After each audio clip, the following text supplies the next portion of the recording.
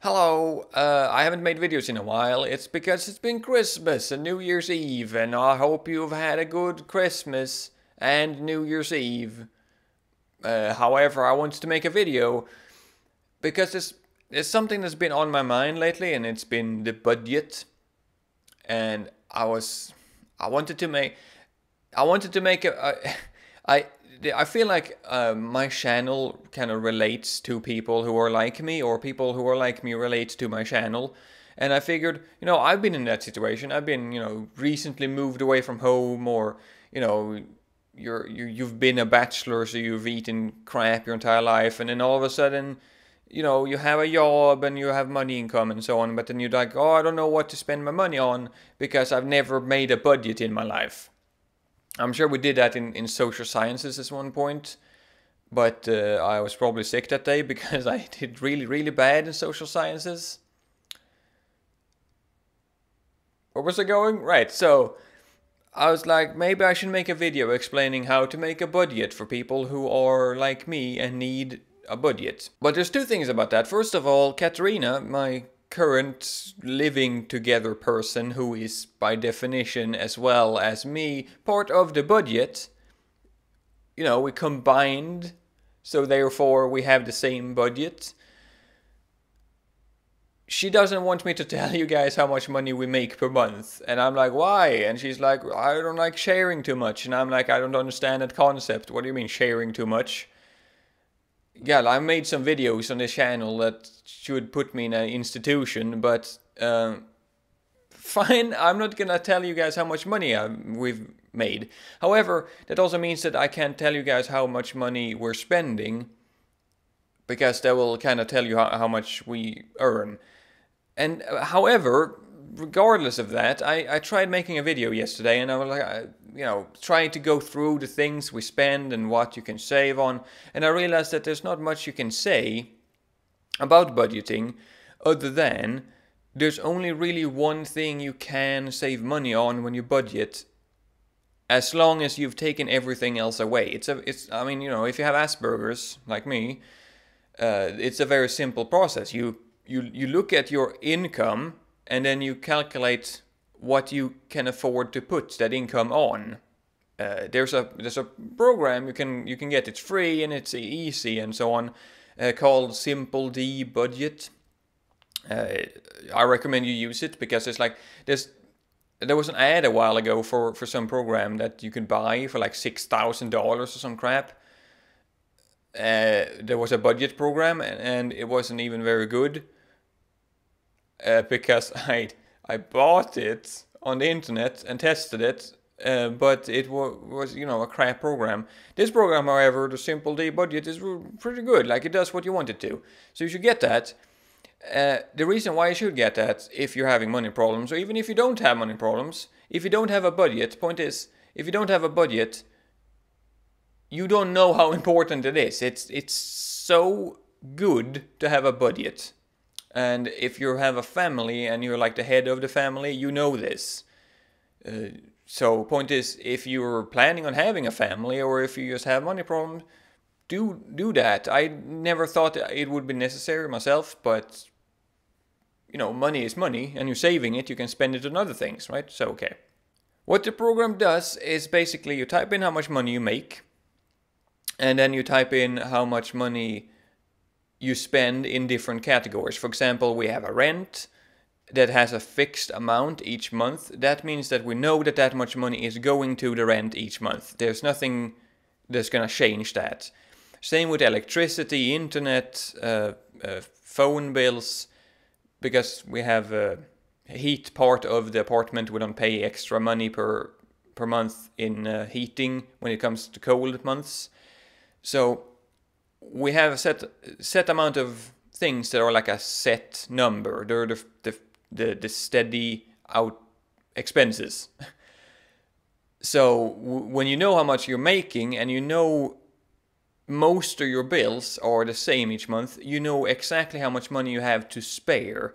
And the point about budget is that you can use that money on whatever you want.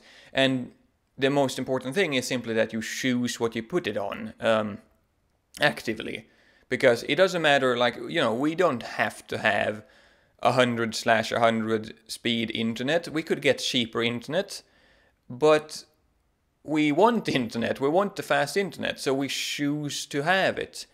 It's part of the budget, not because we have to have it, but because we want to have it. And the difference is that, if we just had it there and wasn't even thinking about it, weren't even thinking about it, it would have been money that were being sucked up for no reason. Like, we wouldn't know where our money was going. So, you might be someone who needs to smoke, drink, do drugs, do gambling, have some kind of vice. You might go to clubs, go to movies often, like, you might have some kind of, I count those as vices. I'm not saying don't do the vices. However, if you want to keep those, you have to budget them. Otherwise, you're just gonna lose money and not know where it went. There's a guy across the street who literally is out smoking every 5 minutes. He's outside of his apartment, staring at ours for some reason, smoking every single time we walk past the window. And that, like, every time I see that, I'm just thinking, how much money does he spend on smoking? Because cigarettes are kind of expensive. And like that, he wants to smoke, so he chooses to smoke. The problem with vices is when you don't think about them and plan for them, right? So, okay. You have an income, you have several outcomes, expenses, and you have money set aside for stuff that you want but don't need. For example, internet, or we have, candy and so on. We really like sweets, so we have a lot of money going to that. Or I like sweets. And Katerina just started a new healthy diet thing where she eats, healthy food, and healthy food is always expensive food. She likes to think it's not, but healthy food is always expensive. And my type of food is also expensive because it's fatty food. So our preferences have decided where our budget goes. However, there's still some money left over, and what you do with that money is you choose something per month and you put it on that. For example, this month I wanted to do some home improvement. I had a home improvement topic or fund or whatever in my budget that was for 400 kroners. And I was planning on building a little table thing for behind the sofa, like to put the flower pot on or lamp or whatever. And I figured like lumber and stuff might be around 400. However, first of all, we realized that it was not enough because we needed a special type of lumber. Second of all, Katarina had to get a Swedish ID card, which costs 430 kroners to get, for various reasons, and that meant that the budget I had budgeted failed because that money went to something else. So I just typed in that into the MISC instead, typed in, ID card 400 blah blah blah, and then I took that away from the home improvement, and that's how you do a budget. It's It's like you just have to make sure that when some unexpected expense happens, you take that money from somewhere else. Otherwise, that 400 for home improvement would have been a 400 deficit.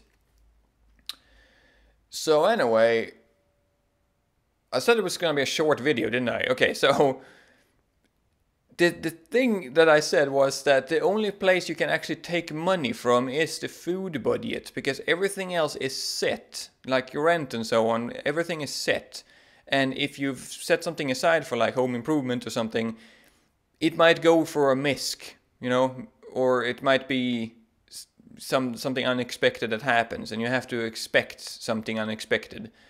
So every money, all the money I had left, we just put in the food budget. And the food budget is so flexible that you can spend almost nothing an entire month. If you eat right, think about what you eat less. You don't eat breakfast. Like, I'm really hungry right now.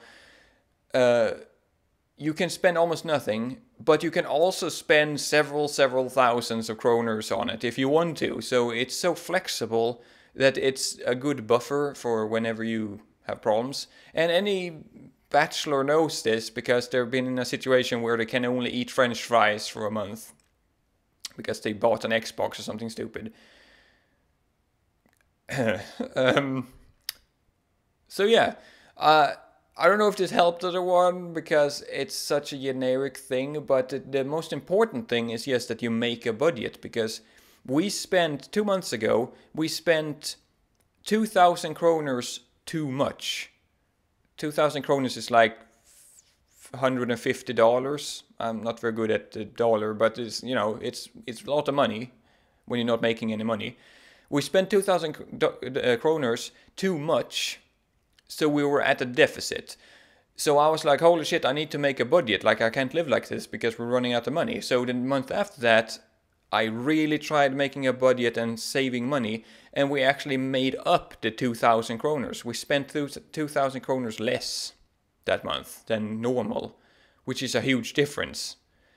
This month, because we don't have that deficit we're trying to catch up to, we now have 2,000 kroners that we can, you know, put on other things. We don't have to eat cheap ass food. We can, you know, eat normal and so on. So hopefully this month I'll try and save some money. You know, what's the opposite of a deficit? I've never had that, but, you know, make some money. So yeah. God, okay. My voice sounds so tired.